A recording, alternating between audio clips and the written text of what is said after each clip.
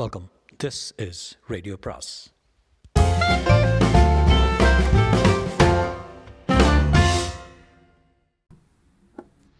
அனைவருக்கும் அன்பு வணக்கம். ராஜேஷ்குமாரின் டிசம்பர் பௌர்ணமி அத்தியாயம் 14. இன்ஸ்பெக்டர் குமரன் யோசனையாய் நெற்றியை கீறியபடி ருத்ரமூர்த்தியை ஏறிட்டார். விசாலியோட அப்பா விஜயராகவன் மேலே உங்களுக்கு சந்தேகமா? ஆமாம். அவருக்கு சாந்தா மேலே என்ன கோபம்? நித்யன் சாந்தா காதல் விவகாரம் அவருக்கும் தெரியும். சாந்தா நித்யனை விட்டு விலகி போகாத பட்சத்தில் நான் என்ன பண்ணணுமோ அதை பண்ணிக்கிறேன் என்கிட்ட சொல்லியிருந்தார்.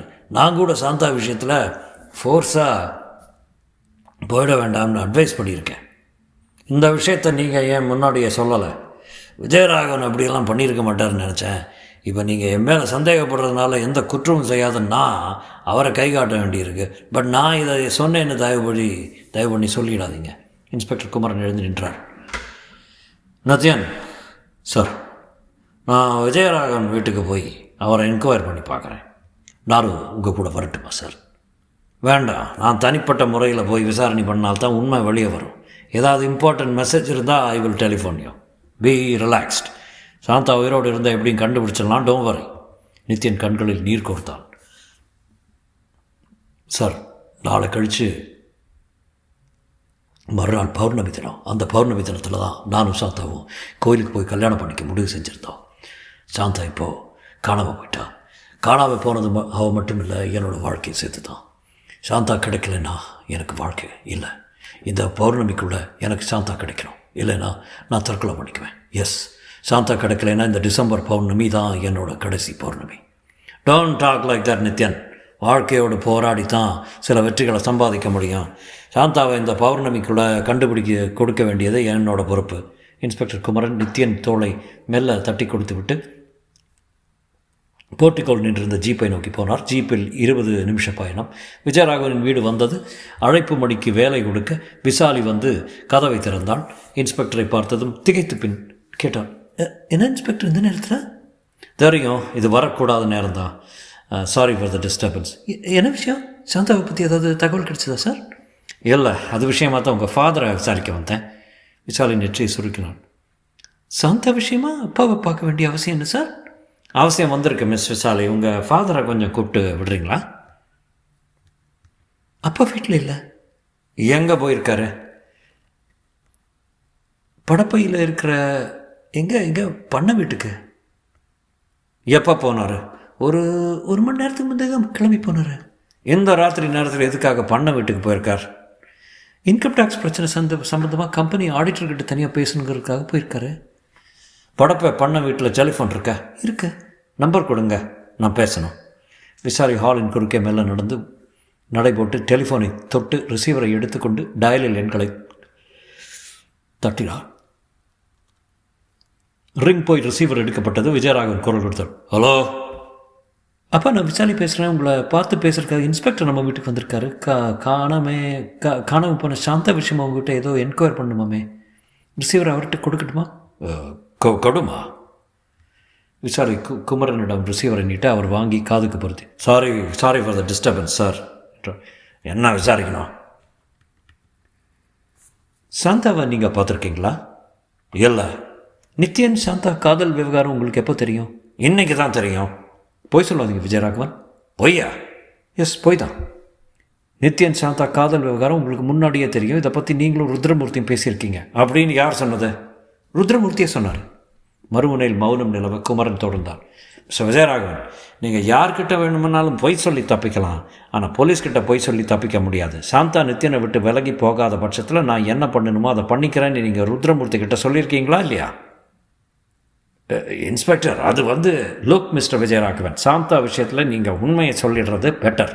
இல்லைன்னா உங்களை ஸ்டேஷனுக்கு கூட்டி போய் மோசமான முறையில் விசாரணை நடத்த வேண்டியிருக்கும். நான் இப்போது புறப்பட்டு படப்பைக்கு வரட்டுமா, இல்லை நீங்களே இங்கே வர்றீங்களா? மறுமுனையில் மௌனம். என்ன பதிலையே காணும்? நாளை வர்றேன் இன்ஸ்பெக்டர். பட் ஒரு விஷயம், சாந்தாவுக்கு என்னால் எந்த ஆபத்தும் ஏற்பட்டு வரல. ஃபோனில் எதுவும் வேண்டாம், நேரில் பேசிக்கலாம் வாங்க.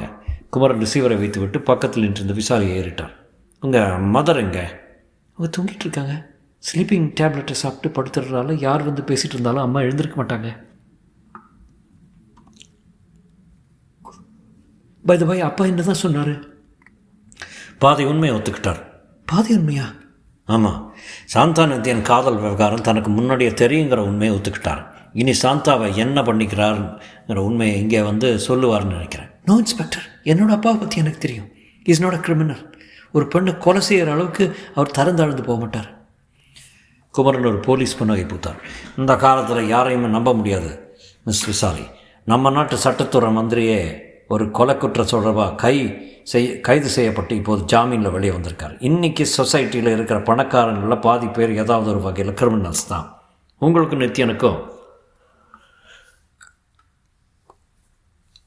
கல்யாணம் நடக்கணுங்கிறதுக்காக விஜயராகவன் சாந்தா விஷயத்தில் ஏதாவது ஒரு வகையில் ஃபோர்ஸாக இறங்கி இருக்கலாம். வேதனையோடு விசாரி புன்னகைத்தான். இன்ஸ்பெக்டர், இந்த இந்த கேஸில் நீங்கள் தப்பான திசையை நோக்கி போயிருக்கீங்கன்னு நினைக்கிறேன். கொஞ்சம் ப்ராக்டிக்கலாக திங்க் பண்ணி பாருங்கள் சார். சாந்தா காணாமல் போனது முகுந்தன் வீட்டில் இருந்து தான். அங்கே ஏதோ ஒரு தப்பு நடந்திருக்கு. அந்த தப்பு என்னன்னு நீங்கள் ஸ்மெல் பண்ணி விசாரி சொல்ல டெலிஃபோன் எலக்ட்ரானிக் முனகளோடு கூப்பிட்டது. விசாரி போய் ரிசீவரை எடுத்து செவிம் எடுத்து குமரனிடம் நீட்டினான். காலும் கொடுத்து தான் சார். ஸ்டேஷன்லேருந்து சப் இன்ஸ்பெக்டர் கூப்பிட்றாரு. குமரன் ரிசீவரை வாங்க. சொல்லுங்கள் ஜோசப். சார், சாந்தா காணாமல் போயிருக்கிற விஷயத்தில் ஒரு முக்கியமான க்ளூ கிடச்சிருக்கு சார். என்ன க்ளூ? சாந்தா காணாமல் போன இடமான மிஸ்டர் முகுந்தன் வீட்டில் ஹாலில் 2 விதமான ரத்தக்கரைகள் கிடச்சி. ஒரு ரத்தக்கரை பி பாசிட்டிவ், இன்னொரு ரத்தக்கரை ஓ பாசிட்டிவ்.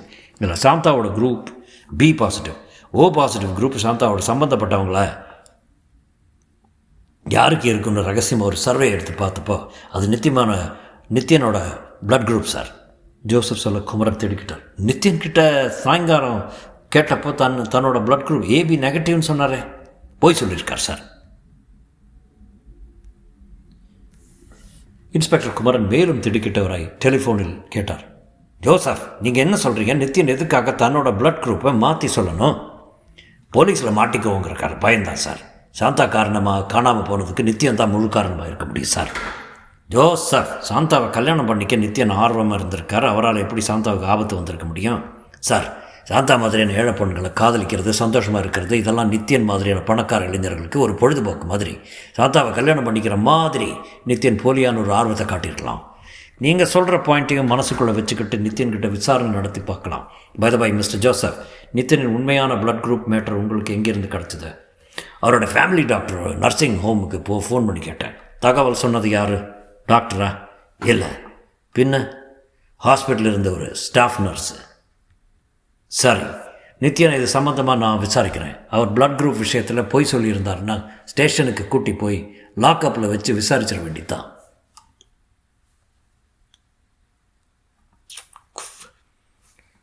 அப்புறம் இன்னொரு விஷயம் சார். என்ன? நித்யன் மும்பை சிறையில் போன வருஷம் பூரா இருந்துட்டு வந்திருக்கார். Is it? Yes sir. Nithyan எதுக்காக ஜெயிலுக்கு போனார்? காரணம் சரியாக தெரியல சார். இதை உங்களுக்கு யார் சொன்னது? சாந்தா காணாமல் போன விஷயமா அவள் தங்கியிருந்த ஒர்க்கிங் விமென்ஸ் ஹாஸ்பிட்டலில் சில பேரை விசாரணை பண்ணும்போது ஒரு பொண்ணு சொன்ன தகவல் இது. அந்த பொண்ணோட பேர் என்ன? நர்மதா சார். நர்மதாவுக்கு எப்படி தெரியுமா? சாந்தா மும்பை ஜெயிலில் இருந்து நித்யனுக்கு அடிக்கடி லெட்டர் எழுதுறதுண்டான். போன மாதத்தில் ஒரு நாள் சாந்தியா நித்யனுக்கு லெட்டர் எழுதிட்டு இருக்கும்போது அவளுக்கு வெளியில் இருந்து ஒரு ஃபோன் கால் வந்திருக்கு. ஃபோனை அட்டன் பண்ணுறதுக்காக எழுதின லெட்டரில் அப்படியே பேஜை மேலே வச்சுட்டு ஹாஸ்டலில் ஆஃபீஸ் ரூமுக்கு போயிருக்கா. அந்த நேரத்தில் சாந்தாவோட கொஞ்சம் நேரம் பேசிட்டு போகலாங்கிற எண்ணத்தில் நர்மதா சாந்தா ரூமுக்கு போயிருக்கா.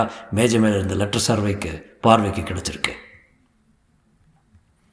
ஆர்வம் தாங்காமல் அந்த லெட்டரை எடுத்து படிச்சிருக்கா. நித்யன் ஜெயிலில் இருக்கிற விஷயம் தெரிஞ்சிருக்கு. பட் நர்மதா அந்த விஷயத்தை தெரிஞ்சுக்கிட்ட மாதிரி சாந்தா கிட்ட இது வரைக்கும் காட்டிக்கவே இல்லை சார். இப்போது விசாரணைன்னு வந்த பிறகு அதுவும் சாந்தா காணாமல் போயிருக்கிறதுனால அந்த உண்மைகள் எல்லாம் சொல்ல வேண்டியதாக இருக்கிறது. நர்மதாவோட ஸ்டேட்மெண்ட்டு. பிளட் குரூப் விஷயத்தில் நித்யன் சொல்லியிருக்கிற பொய்யையும் அவன் ஜெயிலுக்கு போயிட்டு வந்திருக்கிற விஷயமும் கொஞ்சம் நெருடலாக இருக்குது சார். ஜோசப், நீங்கள் இப்போ தந்திருக்கிற விஷயங்களை வச்சுட்டு நான் ஃபர்தராக என்கொயரி பண்ணிக்கிறேன். நீங்கள் மற்ற என்கொயரிகளை கவனிங்க. Yes sir. குமரன் ரிசீவரை வைத்து விட்டு அருகில் நின்றிருந்த விசாலி ஏறிட்டார். மிஸ் விசாலி. சொல்லுங்கள் இன்ஸ்பெக்டர். நித்யன் மும்பை ஜெயிலில் இருந்தது உண்மையா? விசாலி சில வினாடிகள் தயங்கி விட்டு தொடர்ந்தாள். உண்மைதான் இன்ஸ்பெக்டர். பட் தான் செய்த குற்றத்துக்காக அவர் கிடைச்ச தண்டனை அது ஹீ இஸ் ஹார்ம்லெஸ். குமரன் புன்னகைத்தான். கோர்ட்டு தப்பு பண்ணாது மிஸ் விசாலி. நித்யன் ஒரு குற்றம் பண்ணாமல் அவருக்கு அந்த 1 வருஷம் ஜெயில் தண்டனை கிடச்சிருக்காது. எதுக்காக தண்டனை கொடுத்துருக்காங்கன்னு உங்களுக்கு தெரியுமா? தெரியும். சொல்லுங்கள். 1 வருஷத்துக்கு முந்தி நித்யன் மும்பை ஏர்போர்ட்டில் சென்னை ஃப்ளைட்டுக்காக காத்துட்டு இருந்தபோது அறிமுகம் இல்லாத பெண் ஒருத்தி சூட்கேஸை அவர் பக்கத்தில் வச்சுட்டு பார்த்துக்கும்படி சொல்லிவிட்டு டாய்லெட் பக்கம் போயிருக்கா. அந்த நேரத்தில்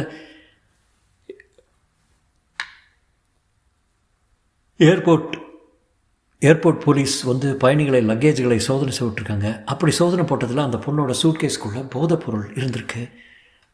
போலீஸ் அந்த சூட்கேஸ் நித்தியனோடு தானா நினச்சி ஸ்டேஷனுக்கு கொண்டு போயிட்டாங்க. அந்த பொண்ணை போலீஸ் சோதனை போட வந்ததுமே அவள் தலைமறைவாயிட்டாலாம். நித்தியன் உண்மையை சொல்ல வேண்டியது தானே?